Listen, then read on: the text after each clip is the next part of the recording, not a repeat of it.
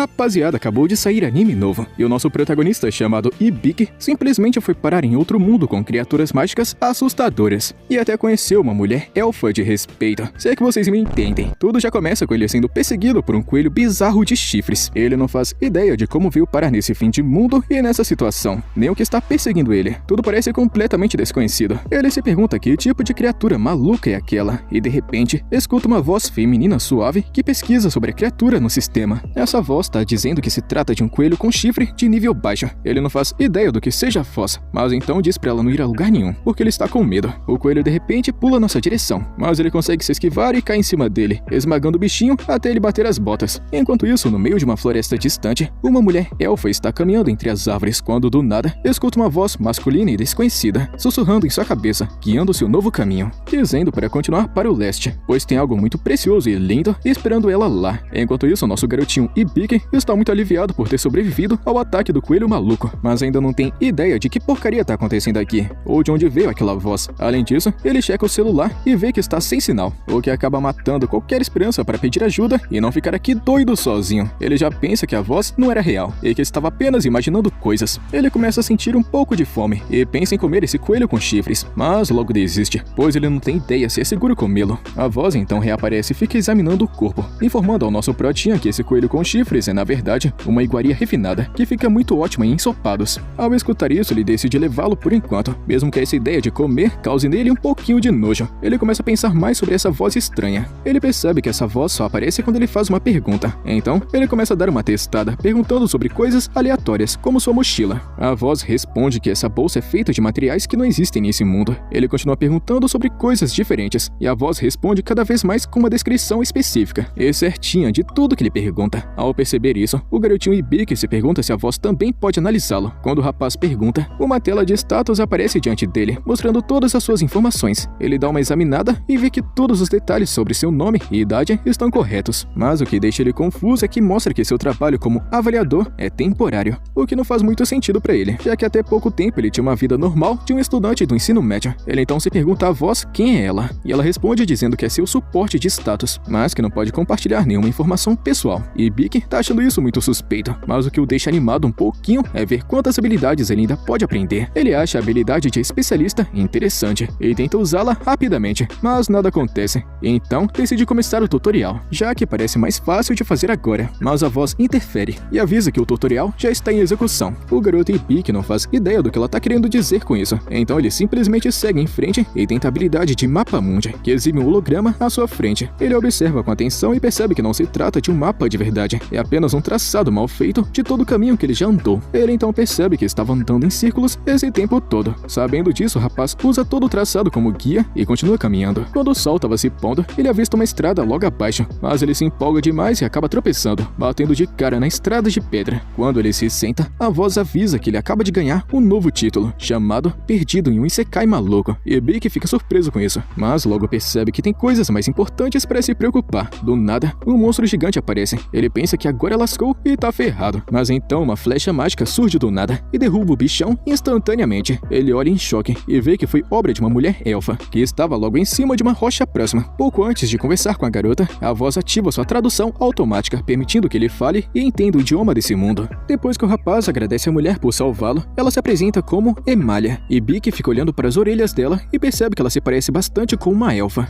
Ele então diz que gostou bastante do seu cosplay de anime de fantasia. A mulher não faz ideia do que ele tá falando. Ela então pergunta o que ele estava fazendo no campo dos devoradores de labirintos. E Ibiki simplesmente explica que apareceu aqui do nada, o que deixa a mulher chocada. A voz então faz uma avaliação completa da mulher elfa. O garoto fica surpreso ao descobrir que ela é de fato uma elfa. Ele fica examinando suas estatísticas um pouco mais, e o que deixa ele ainda mais surpreso é que ela tem 56 anos. O moleque já pensa que ela tá usando maquiagem até o talo. A elfa explica que o devorador de labirintos é na verdade um monstro que se disfarça em campo aberto. Ele não ataca diretamente, mas ele espera para que sua presa se canse vagando perdida, então a devora na covardia. Escutando isso, o garoto percebe que esteve muito perto de ter virado almoço. Emalia então abraça Ibiki, tacando ele em duas montanhas, e diz que ele se saiu muito bem para um garotinho tão jovem. Ela faz isso porque acha que ele tem pouquinhos anos de idade, mas quando ele diz que é muito mais velho, ela solta ele rapidamente. E diz que não fazia ideia de que alguém da idade dele pudesse ter um corpo tão pequeno. Logo depois anoitece e eles montam um acampamento, onde o rapaz aprende que nesse mundo você é considerado adulto no momento em em que completa 15 anos. Depois de devorar o coelho com os chifres no jantar, Ibiki pergunta para Emalia onde exatamente eles estão. E ela do nada dá um cuspidão de chá na cara dele, depois de escutar essa pergunta maluca. Em seguida, ela limpa o rosto do moleque enquanto se desculpa e diz que eles estão no reino de Abrastia. Ibiki responde que não sabia disso, pois ele veio de uma terra distante chamada Japão, mas a mulher nunca ouviu falar desse reino ou império, o que acaba confirmando para ele que esse daqui é realmente um outro mundo. Emalia fica imaginando que ele deve estar se sentindo sozinho por estar tão longe de casa, então diz que vai levá-lo para a cidade amanhã. Ibiki fica agradecido. Enquanto o rapaz dorme, Emalia fica só observando e chega a pensar que ele deve ser a coisa preciosa que o espírito falou. E logo depois, ela também adormece. Ibiki começa a sonhar com sua vida passada e se lembra de uma lembrança carinhosa com seus 3 melhores amigos na lanchonete, onde a garota Amani trabalhava. Esses 3 significavam muito para ele, mesmo que nunca perdessem a chance de zoar a cara do protagonista, falando sobre o quão baixo ele era para um garoto de 16 anos. Depois desse sonho, ele volta a pensar em como foi parar nesse mundo. Era o último dia de aula, pouco antes das férias de verão, e ele estava prestes a entrar em uma sala de aula quando um clarão forte pra caramba atingiu ele. E no instante seguinte, ele estava aqui nesse mundo maluco. Ele acorda do sonho e dá uma olhada no celular, pensando em como seus amigos devem estar preocupados agora.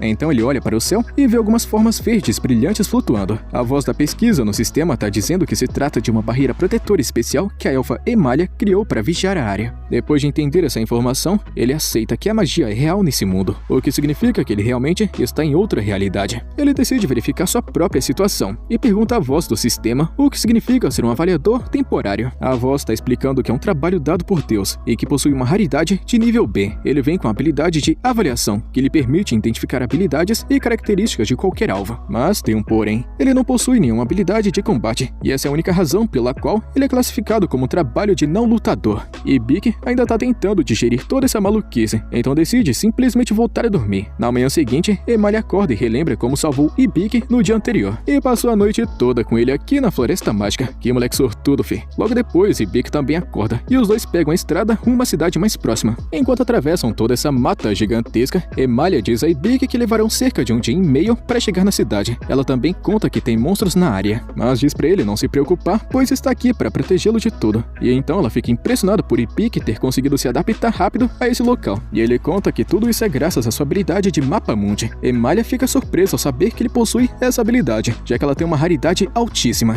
Mas quando Ibiki diz que é apenas um avaliador improvisado, ela não parece muito impressionada e trata isso como se fosse um tipo de piada. O garoto Ibiki conta que não entende por que essa habilidade de Mapa Mundi pode ser tão importante, já que tudo que ela faz é mostrar por onde ele passou, ou se tem monstros por perto. A elfa maluca fica impressionada com o fato dele não conseguir enxergar a grande habilidade roubada que ele tem para sobreviver. O rapaz então abre seu Mapa Mundi e pergunta se tem algo perigoso por perto. O mapa indica que tem um coelho com chifres de cristal na área. A elfa maluca fica toda saltitante escutando isso, pois coelhos com chifres de cristal são extremamente raros e podem ser facilmente vendidos por até 200 moedas de ouro. Ela rapidamente arrasta o moleque e diz pra ele dizer onde é que tá o animal. Eles rastreiam direitinho o coelho com chifres de cristal à distância, e a elfa Emalia usa sua magia para mascarar o som e o cheiro deles, tornando eles dois mais difíceis de detectar. Ibiki fica impressionado e diz que essa mulher é incrível, mas a mulher elfa responde rapidamente que na verdade ele que é incrível, graças à sua habilidade com mapas mundi, e que qualquer grupo de aventureiros teria sorte em tê-lo em sua equipe, já que a avaliação é uma função de não lutador. Se por acaso ele se juntasse a um grupo, deixaria os outros lidarem com combate na linha de frente, enquanto ele ficaria de boaça e tranquilão na retaguarda, oferecendo suporte. A elfa Emalia tá querendo muito formar um grupo com o nosso pratinha, mas ela não quer parecer desesperada, então ela decide apenas demonstrar suas habilidades e deixar que o moleque decida. Ela tá com vergonha até de perguntar se ele quer convidá-la. A elfa então pega seu arco e se prepara para atirar, mas Ibiki percebe que ela não tem flechas. Só que então ela explica que sua função é arqueira espiritual, o que significa que ela pode moldar flechas a partir do vento e dispará-las. Ela lança uma flecha espiritual direto no coelho, mas ele consegue se esquivar no último segundo, deixando ela chocada. Emalia já fica pensando que agora ferrou. O bicho vai fugir e não vai ter mais como pegá-lo, pois ele possui uma habilidade de fuga absurda que lhe permite desviar de ataques em alta velocidade. Mas no momento em que o garoto Ibiki percebe que ele não pode utilizar outras habilidades enquanto está atacando, uma ideia brota em sua cabeça. Se ele por acaso conseguir chamar o coelho para perto dele, aí sim, Emalia vai ter a chance perfeita de atirar. A mulher elfa não está convencida de que um plano tão simples possa funcionar, mas Ibiki diz pra ela não se preocupar não, porque quando ele avaliou o coelho, descobriu que ele não é muito inteligente. E quando o coelho está no meio do aberto, uma parede de pedras aparece de repente à sua frente, assustando ele. Então, ele avista o garotinho deitado em uma pedra e morde a isca sem pensar duas vezes. No instante que ele dá um pulo para atacar, a elfa Elfa mira e acerta o alvo de forma certeira. Emalha fica muito surpresa por ter funcionado. Tudo que foi preciso foi fazer muros de pedras para bloquear todos os outros caminhos e direcioná-lo diretamente para Ibik, mesmo que isso signifique que o coelho acabou considerando Ibik completamente inofensivo. A voz então avisa o garoto que suas habilidades subiram de nível. Isso deixa ele confuso, já que foi Emalha quem derrotou o alvo. A elfa explica que ele usou sua habilidade de avaliação durante todo o processo e até se ofereceu como isca. Portanto, ele mereceu subir de nível porque teve uma missão importante. Enquanto isso, lá no céu, o deus que trouxe o protagonista até aqui está muito satisfeito com seu desempenho até o momento, mas ele fica lembrando a si mesmo que isso é apenas o tutorial, o que significa que o protagonista ainda tem muito mais chão e desafios pela frente. A cena então muda para uma guilda de aventureiros, onde uma garota chamada Evil acaba de se registrar como aventureira. A recepcionista, a gatinha, literalmente está querendo levá-la para o quadro de vagas, mas a garota Evil diz que ela já tem sua primeira missão em mente e vai procurar algo muito especial.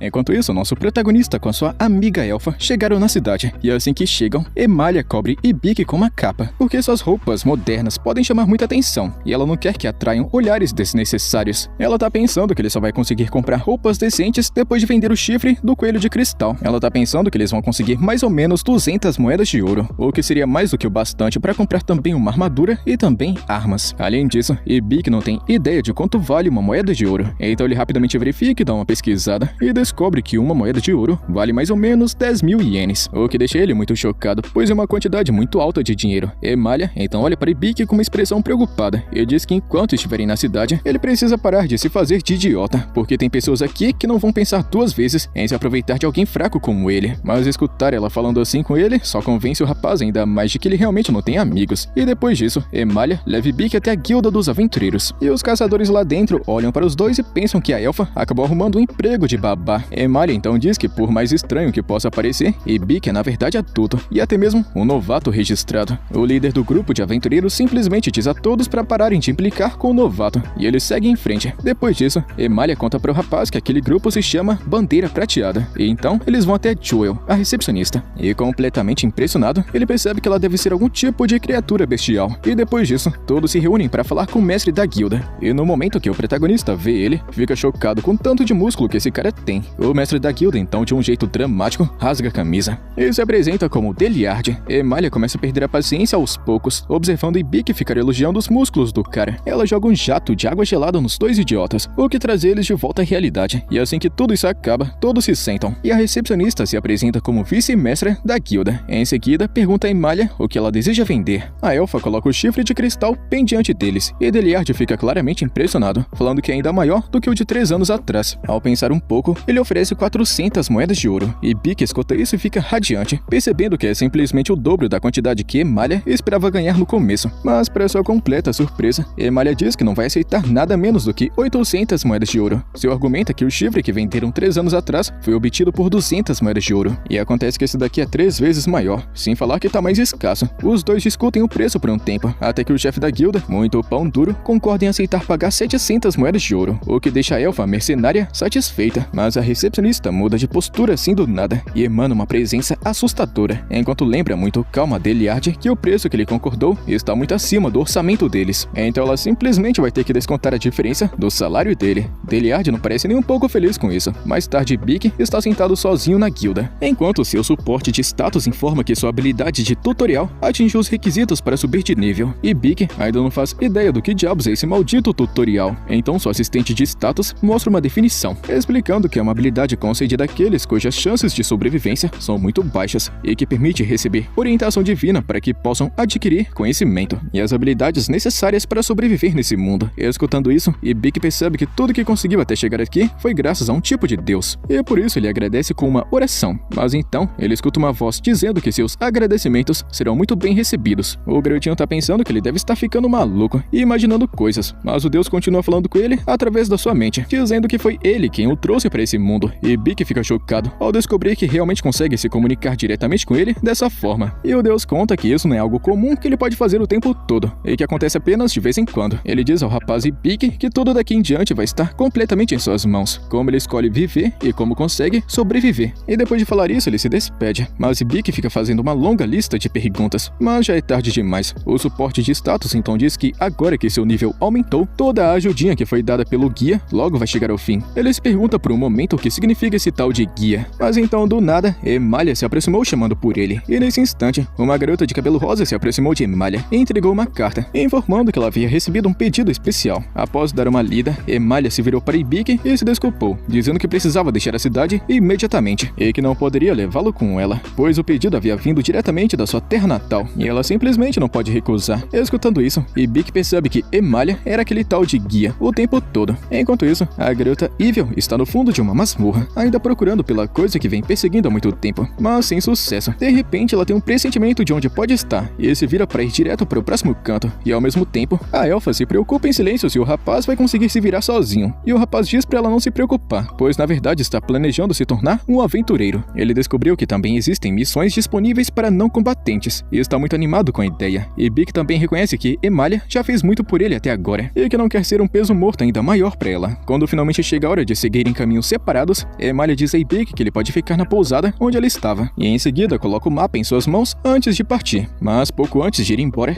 Bic tá querendo devolver a capa para ela. Mas a elfa diz para ele não se preocupar com isso e aceitar como tipo de presente de despedida. Mas Bic diz ela que provavelmente ela precisa mais daquilo do que ele, porque o botão da camisa dela acabou de se soltar. A elfa fica vermelha de vergonha e sai correndo, e no meio dessa pressa toda, ela acaba esbarrando na garota Evil e para se desculpar por ter atropelado ela. Quando um cavaleiro próximo se aproxima para perguntar por que ela tá com tanta pressa, ela responde que precisa voltar para casa rapidamente. Emalia então ajuda Evil a se levantar, e ela pergunta se a sua cidade natal é o vilarejo élfico, o famoso Reino da Justiça. Depois que Emalia responde que sim, Evil diz que é uma grande coincidência, porque é exatamente para lá que ela também está indo. Enquanto isso, é mostrado que desde que Emalia partiu, Ibiki tem passado a maior parte do tempo dormindo e sendo um grande vagabundo. Ele pega o celular e percebe que a bateria está completamente descarregada, e ele ainda não encontrou um jeito de voltar para seu antigo mundo. Além disso, o Deus não falou com ele desde a última vez que se viram. Então, ele começa a pensar seriamente sobre o verdadeiro objetivo da sua existência. Então conhecemos Tânia, que é a dona da pousada. Ela entra no quarto dele e diz que estava preocupada porque ele não desceu para o café da manhã e nem para o almoço. O rapaz conta que está bem e ela fica aliviada. Ela também avisa que o jantar vai ficar pronto em breve e Bic responde que já vai descer. E depois que ela vai embora,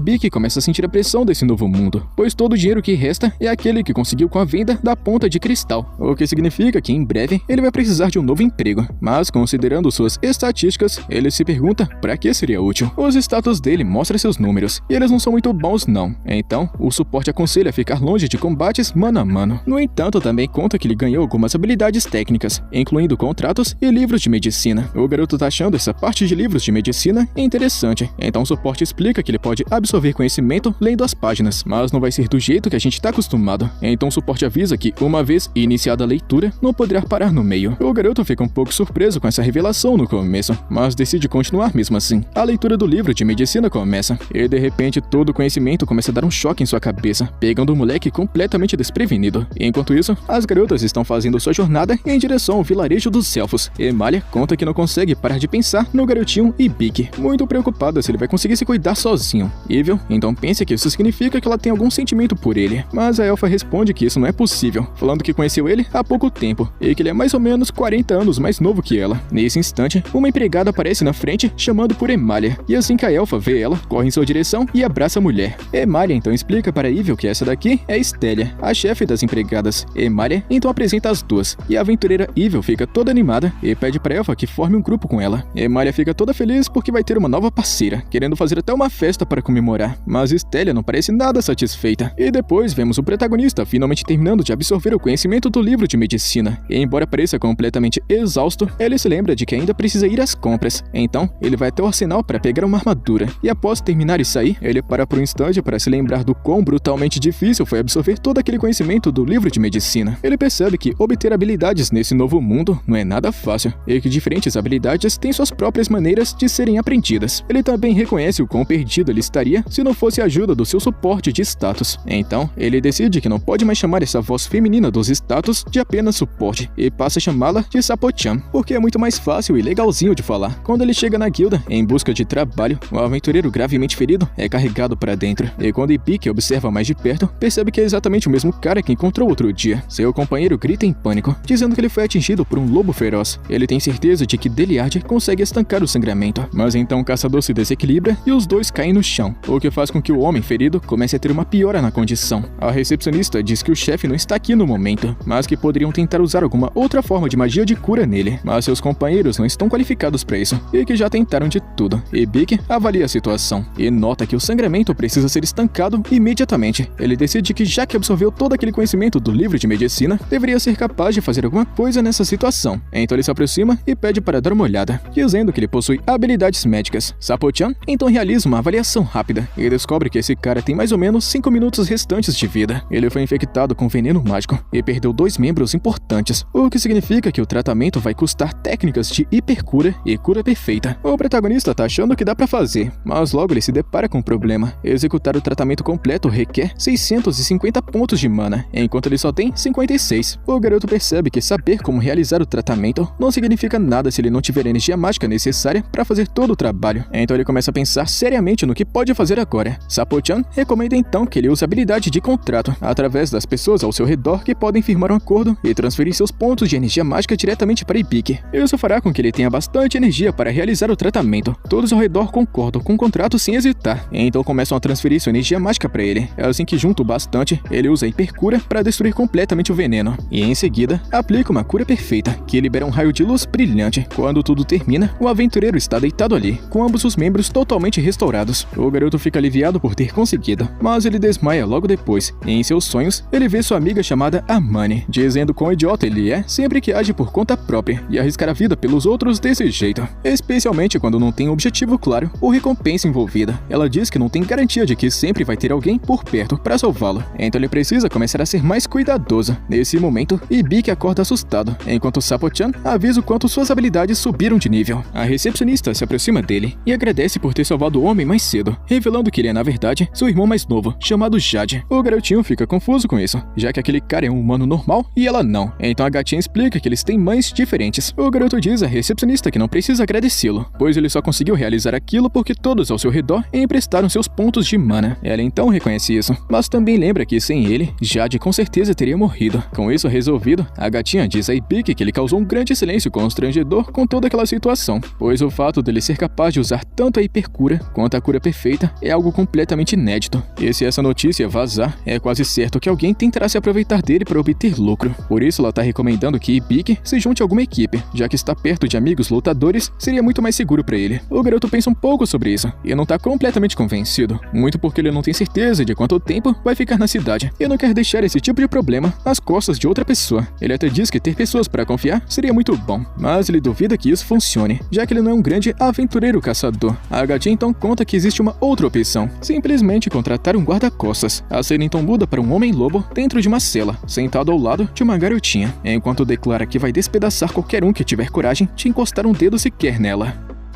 Esse foi o episódio 2 desse anime. Quer a continuação, já sabe, né? Deixa sua inscrição e seu likezão. Tamo junto, mano. Até a próxima.